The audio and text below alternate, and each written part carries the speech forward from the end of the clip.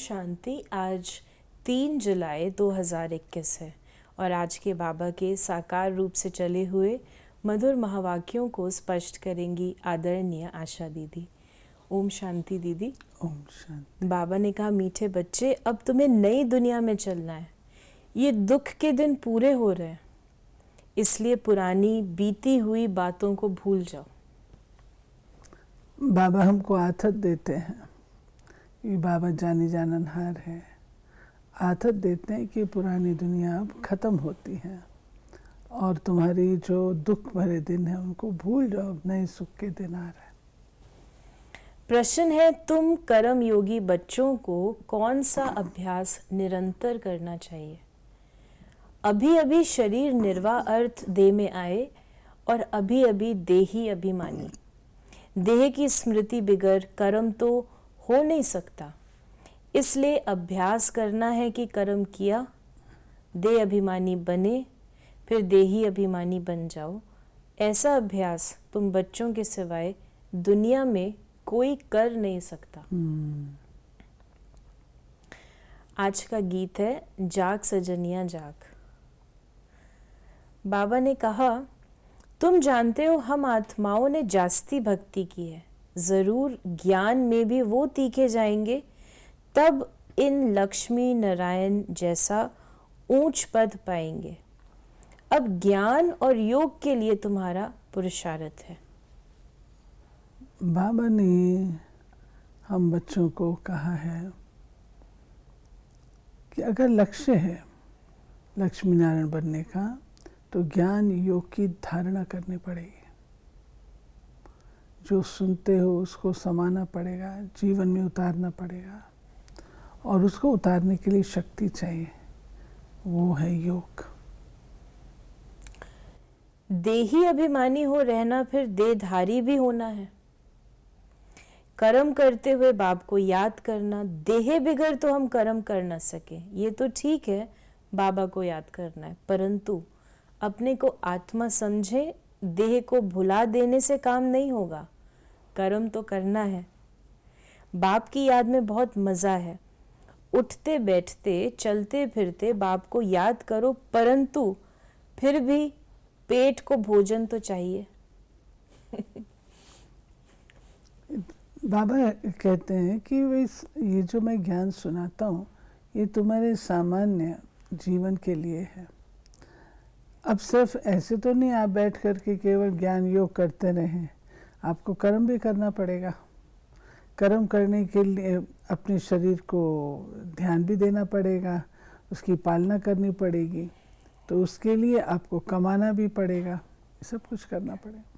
मैं आत्मा हूं, मेरा ये शरीर है, ये तो कॉमन बात है।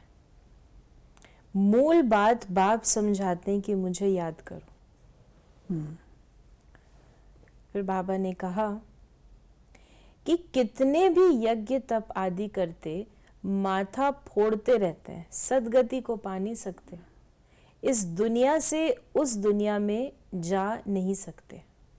सदगति की विधि दूसरी है ना, तो बाबा कहते चाहे जो मर्जी कर लो, एक तो मनुष्य आत्मा की सदगति नहीं कर सकते, और हमारा ध्यान ऊपर जाता ही नहीं है, तो चाहे जो मर्जी करते रहो, सदगति प्राप्त नहीं होगी। ये है ही दुख की दुनिया। तो अब बाप कहते हैं, हे आत्माएं जागो, तुमको अब ज्ञान का तीसरा नेत्र मिला है, कितनी जागृति आई है। तुम सारी दुनिया की हिस्ट्री ज्योग्राफी जानते हो।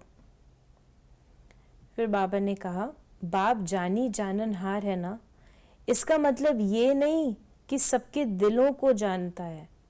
ये कौन है, कितना समझाते हैं, ये कहाँ तक पवित्र रहते हैं, कहाँ तक बाबा को याद करते हैं।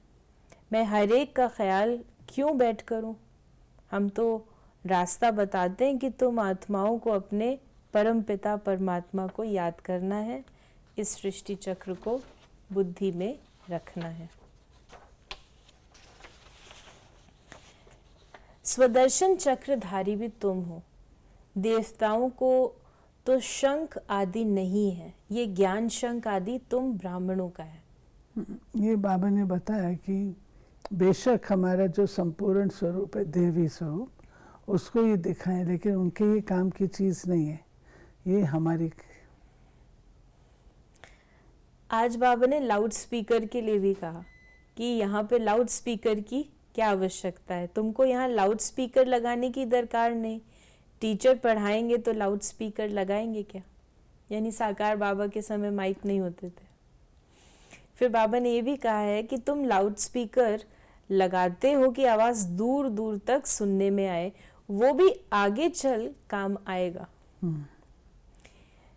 फिर बाबा ने कहा कि तुम जानते हो प्रलय तो होती नहीं, बाबा अविनाशी है तो उनका बर्थ प्लेस भी अविनाशी है। फिर बाबा ने कहा जो बाप को अच्छी रीति जानते हैं वही वर्षा लेने का पुरुषार्थ करते हैं।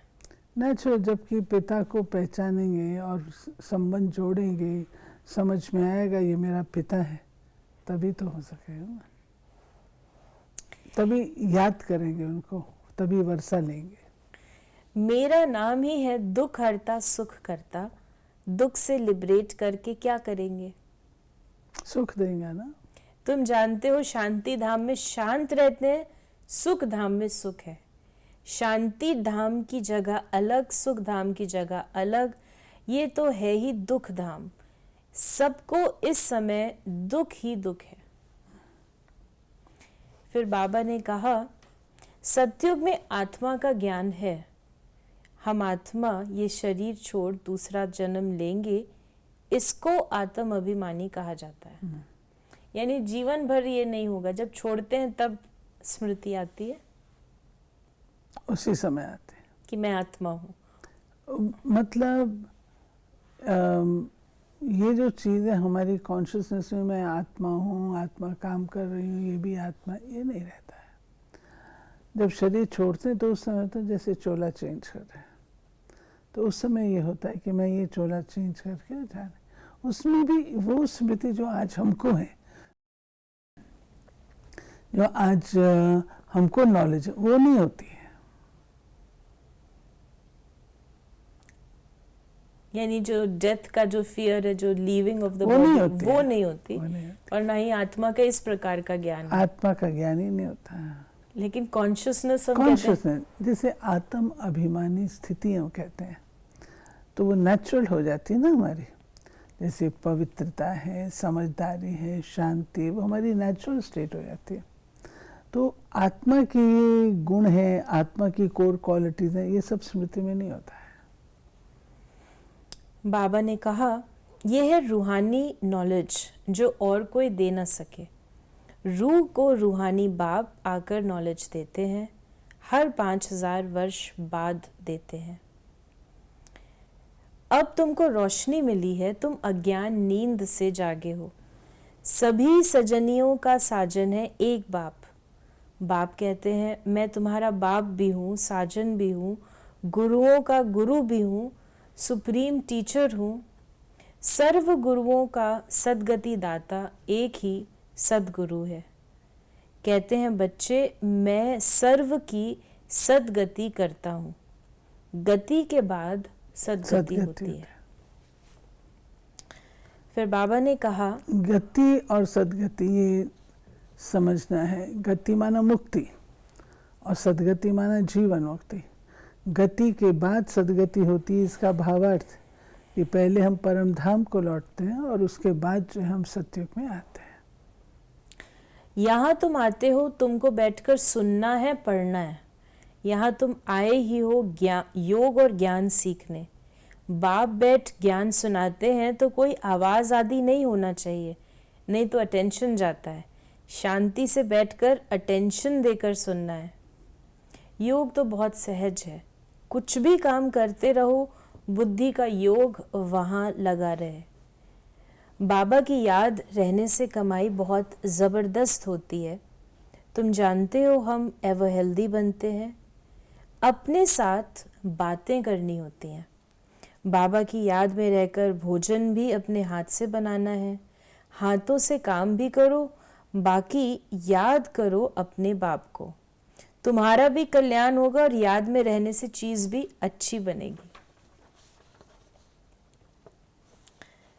फिर बाबा ने कहा कि तुम यहाँ आते ही हो लक्ष्मी नारायण बनने, सब कहते हैं हम सूर्यवंशी बनेंगे। तुम जानते हो हमारे मम्मा बाबा इस समय ब्रह्मा सरस्वती हैं, दूसरे जन्म में लक्ष्मी नारायण बनेंगे, भविष्य में कोई क्या बनेंगे ऐसे किसके जन्म का पता नहीं है। फिर बाबा ने हमें बताया सूक्ष्म वतन में भी तुम देखते हो देवियों के मंदिर में भी बहुत मेले लगते हैं। अभी जगदम्बा तो एक है, उनके फीचर्स भी एक ही होने चाहिए। मम्मा को भी तुम देखते हो, तुम बच्चों के फीचर्स हैं, फिर नाम रख दिए हैं कन्या कुमारी, अधर कुमारी। तुम जानते हो ये हम ही बनते हैं। बाबा ने बताया कि जो मंदिर है ये तुम्हारी यादगार है, तुमने एक वक्त पर ऐसे कर्तव्य किए थे जो भक्ति में वो यादगार रूप में बने, तो अभी वास्तव में वो रोल तुम अभी प्ले करते हो। बरोबर तुम बैठ ये नॉलेज देते हो, अर्थ सहित ये दिलवाड़ा मंदिर है, परंतु ये तुम ही समझा सकते हो। दिलवाड़ा का बाबा एग्जाम्पल देते हैं, उसमें 108 कोठियाँ बनी हैं और तपस्या कर रहे हैं, उनकी तीसरी आँख भी दिखाते हैं। और उसके बाद जो है ऊपर छत में वैकुंठ के दृश्य हैं। अब देखा जाए तो हमारे जो जैन वो हैं वो इतना उसको तो मानते नहीं, परंतु तप से राज्य की प्राप्ति होती है और उसके लिए तीसरी आँख का खुलना ज़रूरी है। वो चीज़ वहाँ पे दर्शाई है दिलवाड़ा मंदिर में। वहाँ आदि देव आदि देवी भी है और उसमें कुछ कोठरियाँ ऐसी जो खाली हैं। तो जब बाबा हम लोग को भेजते थे, जाओ बच्चे देख के आओ, अपनी कोठी फिक्स करके आना, वो आखिरी वो लास्ट सो फास्ट वालों के लिए शायद छोड़ी होंगी। शायद। वरदान है एक बाप दूसरा न कोई, इस पाठ की स्मृति से एक रस स्थिति बनाने वाली श्रेष्ठ आत्मा भाव। एक बाप दूसरा न कोई, ये पाठ निरंतर याद हो तो स्थिति एक रस बन जाएगी, क्योंकि नॉलेज तो सब मिल गई है, अनेक पॉइंट्स हैं, लेकिन पॉइंट्स होते हुए पॉइंट रूप में रहें, ये है उस समय की कमाल जिस समय कोई नीचे खींच रहा हो। कभी बात नीचे खींचेगी, कभी कोई व्यक्ति, कभी कोई चीज़, कभी वायुमंडल, ये तो होगा ही, लेकिन सेकंड में ये सब विस्तार समाप्त हो, एक रस स्थिति रहे, तब कहेंगे श्रेष्ठ आत्मा भव के वरदानी। स्लोगन है नॉलेज की शक्ति धारण कर लो तो विघ्न वार करने के बजाय हार खा लेंगे। नॉलेज एक ऐसी चीज़ है, ज्ञान को तलवार कहा गया, तो जो विघ्न आते हैं उनको ख़त्म करने के लिए ज्ञान की तलवार का उपयोग करो, कि विघ्न की उत्पत्ति भी कोई ना कोई नेगेटिविटी से होती है, विकार से होती है। तो जब नॉलेज है हमारे पास तो उससे हम उस विकार को मारते हैं, उससे विघ्न जो है नहीं आएगा। तो ये थे बाबा के आज के महावाक्यों का स्पष्टीकरण। यदि आपके मन में कोई प्रश्न है तो आप उसे व्हाट्सएप करें 8826599309 पर। ओम शांति।